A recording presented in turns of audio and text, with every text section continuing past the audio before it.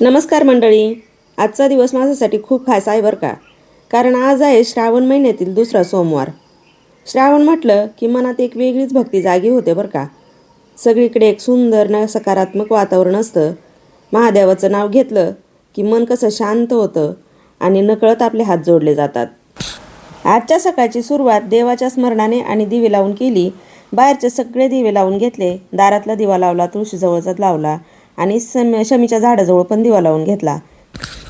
पहाटेच्या या शांत वातावरणात दिव्यांचा प्रकाश असा उजळून निघत होता आणि खूप सुंदर दिसत होता.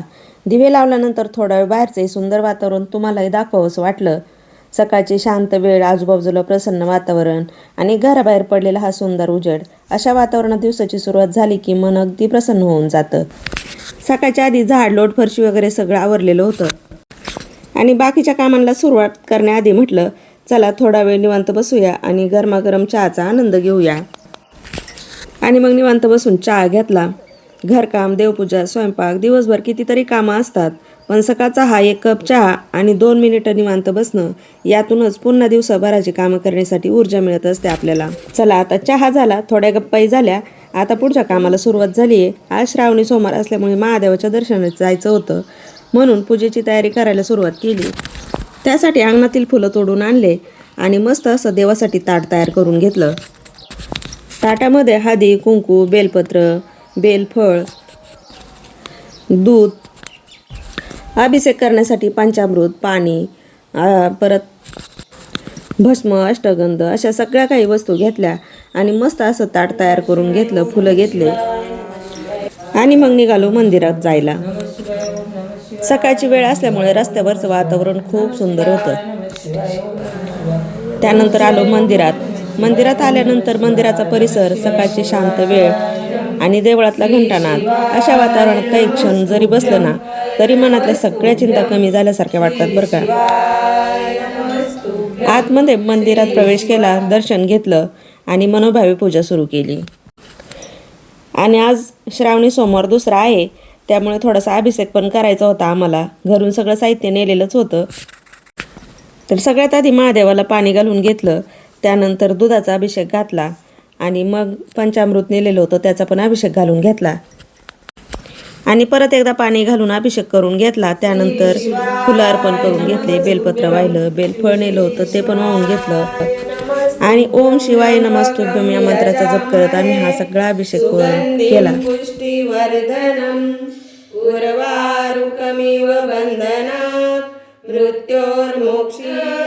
मृत्योर्मोक्षीयमामृतात् ओम त्र्यंबकं यजामहे मृत्योर्मोक्षीयमामृतात् ओम त्र्यंबकं यजामहे पुष्टिवर्धनमहे सुगंधिं पुष्टिवर्धनं उर्वारुकमिव बन्धना मृत्योर्मोक्षीयमामृतात् ओम त्र्यंबकं यजामहे सुगंधिं पुष्टिवर्धनं उर्वारुकमिव बन्धना मृत्योर्मोक्षीयमामृतात्. मात्रे मनोकामना पूर्ती.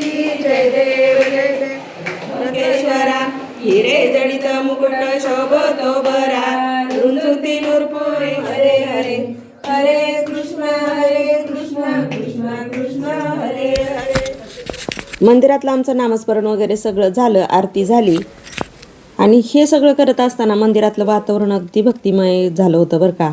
घंटानाद, आरतीचा आवाज, समोर महादेवाचं सुंदर रूप आणि हे सगळं करत असताना तो क्षण मी कॅमेऱ्यात कैद केला. हा सुंदर अनुभव तुमच्यासोबतही शेअर करावा असं मला वाटलं आणि महादेवाचं मनोभावे दर्शन घेऊन आणि त्यांचा आशीर्वाद घेऊन परत आम्ही घरी आलोय.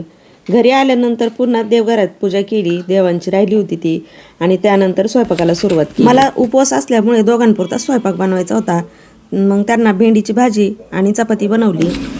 किचनमधलं काम आवरून घेतलं आणि सगळ्यात महत्त्वाचं म्हणजे आज सोमवार होता आणि सोमवार असल्यामुळे मला घरातल्या पिंडीवर रुद्राभिषेक करायचा होता. त्यासाठी मी सगळी तयारी करून घेतली आणि रुद्राभिषेक करायला सुरुवात केली. रुद्राभिषेक करण्यासाठी सगळ्यात आधी फुलं, बेलपत्र, म्हणजे जेवढं काही साहित्य लागतंय ते सगळं काही जवळ ठेवलं. कारण कसं आहे, आपण एकदा सेवेला बसलो की आपल्याला उठायचं नसतं. त्यामुळे पंचामृत जे तयार केलेलं होतं ते सगळं घेतलं, बेलपत्र घेतले आणि रुद्राभिषेक सेवेला सुरुवात केली. आता अभिषेक करताना श्री स्वामी स्तवन 1 वेळा घ्यायचंय. श्री स्वामी समर्थ जप 1 माळ करायची. गणपती अथर्वशीर्ष, राम रक्षा, गायत्री मंत्र, रुद्र गायत्री, महामृत्युंजय मंत्र, संजीवनी मंत्र, अमृत संजीवनी मंत्र, शिव महिम, रुद्र, शिव कवच, श्री सूक्तम, पुरुष सूक्तम, महामृत्युंजय कवच, त्यानंतर शिवनामावली, कालभैरवाष्टक अशी सगळी काही सेवा आपल्याला करायची आहे. आणि सगळ्यात शेवट शिवहर शंकर नमामि शंकर शिवशंकर शंभो अशी प्रार्थना करायची. असा हा माझा साधा पण मनाला खूप समाधान देणारा दिवस. आणि तुम्ही जर महादेवाचे भक्त असाल तर कमेंटमध्ये हर हर महादेव लिहायला विसरू नका. आणि व्हिडिओ आवडला असेल तर व्हिडिओला लाईक करा, चॅनलला सबस्क्राईब करा आणि अशाच आपल्या घरगुती भक्तिमय दैनंदिन जीवनातील सुंदर व्हिडिओसाठी पुन्हा भेटूया एका नवीन सुंदर व्हिडिओ सोबत. तोपर्यंत हर हर महादेव. श्री स्वामी समर्थ.